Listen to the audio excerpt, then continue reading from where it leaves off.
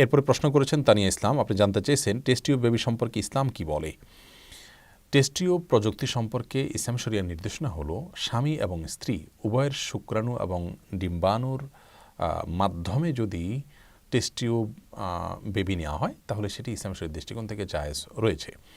আর যদি অন্য কারোর শুক্রাণু কিংবা ডিম্বাণু অর্থাৎ স্বামী বা স্ত্রী নন এরকম কোনো ব্যক্তির শুক্রাণু বা ডিম্বাণু এগুলো দিয়ে যদি টেস্ট টিউব প্রযুক্তির মাধ্যমে আপনার বেবি বা সন্তান গ্রহণ করা হয় তাহলে সেটি জায়েজ নয়, সেটি সম্পূর্ণ গুনাহের বিষয়।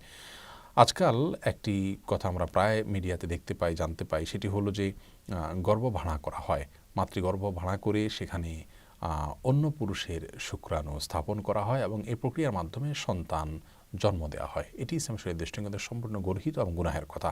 স্বামী এবং স্ত্রী ছাড়া অন্য কোনো ব্যক্তির শুক্রাণু বা ডিম্বাণু এটি দিয়ে সন্তান গ্রহণ করা জায়েজ নয়, সেটা যেই প্রক্রিয়ার মাধ্যমেই হোক না কেন।